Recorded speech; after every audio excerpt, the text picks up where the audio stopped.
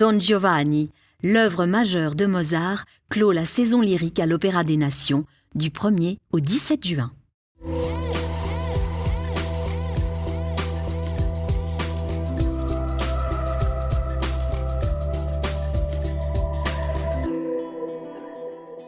Bonjour et bienvenue sur le plateau du Journal de la Culture. Aujourd'hui, cap sur la Nouvelle Comédie de Genève, avec des nouvelles du front, en compagnie de Natacha Kouchoumov, co-directrice de la Comédie de Genève actuelle. Bonjour. Bonjour. Alors, la Nouvelle Comédie de Genève, c'est un projet au coût considérable. On avoisine à peu près les 100 millions de francs déjà. Vous pensez que le budget va encore augmenter? Où va-t-on? Jusqu'où est-ce que ça s'arrêtera? Dites-nous tout là-dessus. Il faut déjà que ça commence. Non, le coût du bâtiment, effectivement, a un certain coût parce que c'est un lieu, c'est un théâtre à taille normale pour une ville comme Genève. Donc ça représente forcément un coût qui a déjà été acté et donc validé. Le chantier suit son cours absolument dans les temps. Mais maintenant, chaque année, il y a des frais de fonctionnement, un budget qui doit forcément augmenter parce qu'on va passer d'un lieu où il y aura 124 représentations par an dans l'actuelle comédie à un lieu qui aura 240 représentations par an, 2 salles de spectacle. Alors maintenant, on a simplement une salle de spectacle et 2 studios qui ne sont pas insonorisés. Bref, on aura pléthore de propositions. Des propositions finalement, encore une fois, je le répète, normales pour une ville comme Genève et que ça demande un budget adapté pour engager du personnel, pour avoir une offre cohérente avec ce lieu. Il vous faut minimum combien quand vous parlez d'adapter? Alors il nous faut une base de 15 millions de francs. Actuellement, on a un budget de 7 millions de francs.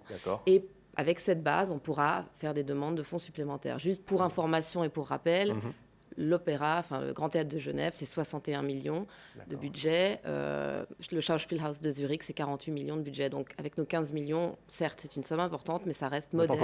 C'est un socle pour trouver de l'argent supplémentaire. Donc affaire à suivre à ce niveau-là. Par rapport aux travaux, où est-ce qu'on en est? Qu'est-ce que le Genevois peut aller observer s'il se déplace sur le terrain en ce moment? Alors en ce moment, le chantier, le gros œuvre est quasi fini et c'est assez fascinant de voir à quelle vitesse on voit déjà l'empreinte de la salle. Il y a quoi? Quelle couleur?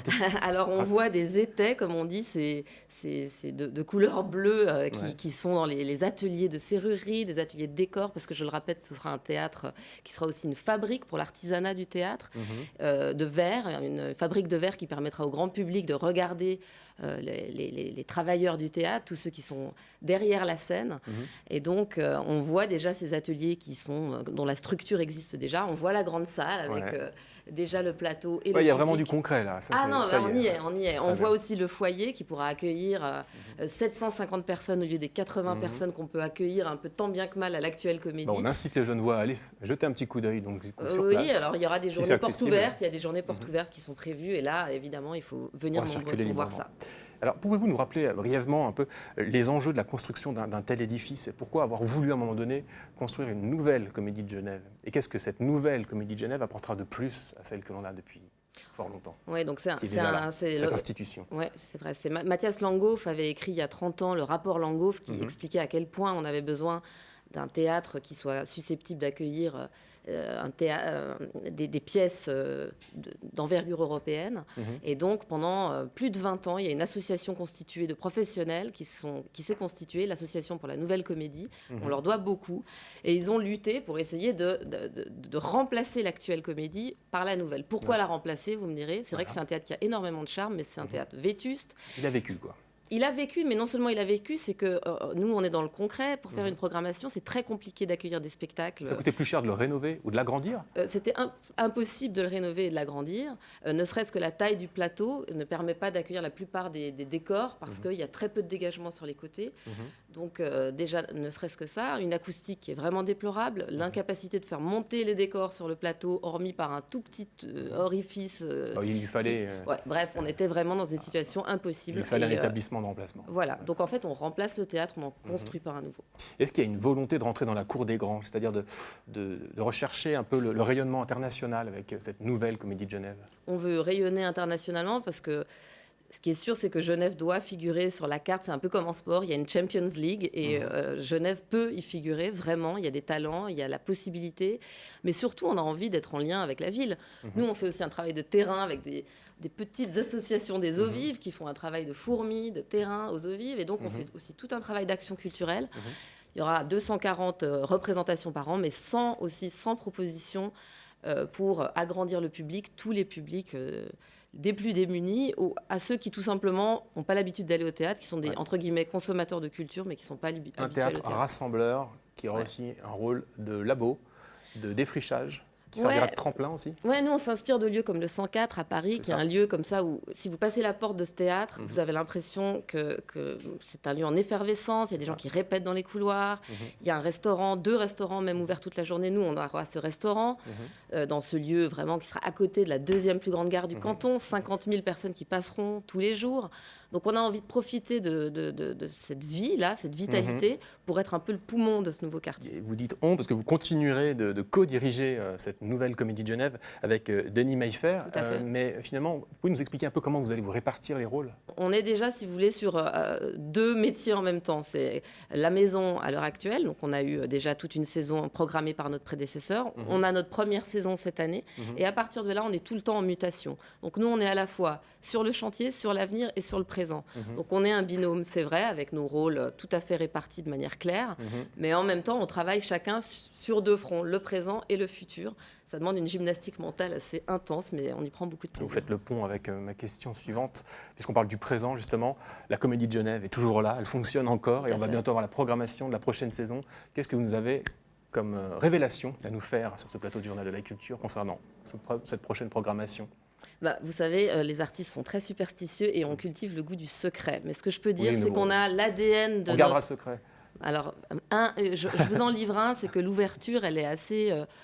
elle est comme un kaléidoscope. Et il n'y aura pas un metteur en scène ou une metteur en scène, mais 5 metteurs en scène d'envergure internationale qui vous font une énorme surprise avec un texte qui a été fondateur pour la Comédie de Genève, qu'avait monté Mathias Langhoff. Et je crois que je vous en dis déjà pas mal. Et ils vont se réapproprier ce texte partout dans le théâtre. Donc ça donnera au public l'opportunité de dire au revoir à ce lieu en le visitant, mais dans tous les recoins, jusqu'aux loges et jusqu'aux caves. Suspense. Bon, en attendant de suivre la suite donc, de ce grand chantier qu'est la nouvelle Comédie de Genève et de découvrir la programmation de la prochaine saison de la Comédie de Genève, je vous remercie en tout cas pour votre présence. On se quitte en musique à la rencontre du label genevois Colors Records, qui n'est autre que l'écurie des rappeurs romans qui percent le plus en ce moment, Extra Frontières. Slimka, Makala, Dime. Quel est le point commun entre ces 3 rappeurs romans? La réponse se trouve au 3e sous-sol d'une tour du Petit Nancy.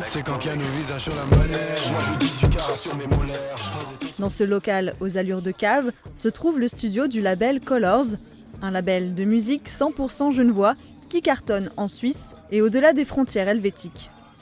Le fait d'être outsider un petit peu du marché français dans le rap français, ça nous permet aussi de peut-être d'être plus libre artistiquement. Je trouve qu'ici c'est peut-être un petit peu plus facile que dans une grande ville cosmopolite où on est peut-être trop influencé partout. Et puis on a trop la notion du cool et de la hype et tout ça, alors qu'ici on ose créer quelque chose. Une dose d'audace, de l'intégrité et une signature authentique, c'est la formule magique de Colors Label. Véritable tremplin pour les artistes de rap francophone, connus de la scène genevoise, suisse et internationale.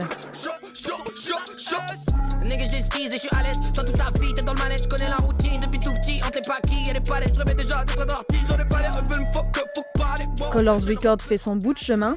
Paris est déjà conquise, mais tout n'est pas joué. On a la chance d'entrer dans la compétition, on y arrive gentiment. Ouais, on doit être prêt, encore mieux préparé même, je pense. On a beaucoup de travail et on va aller beaucoup plus loin que ça. Un style singulier, une touche genevoise méconnue qui séduit les amateurs de rap francophone, parfois étonnés de voir débarquer la Suisse sur le devant de la scène. La faute à une faible couverture médiatique selon Oumar. Mais après, une fois que la musique passe, les gens se rendent compte qu'il y a déjà plein de connexions qui se sont faites entre nos artistes du quartier et de Genève et les autres artistes français. Il y a juste à écouter pour se rendre compte de pourquoi les gars sont là où ils sont au moment où ils sont.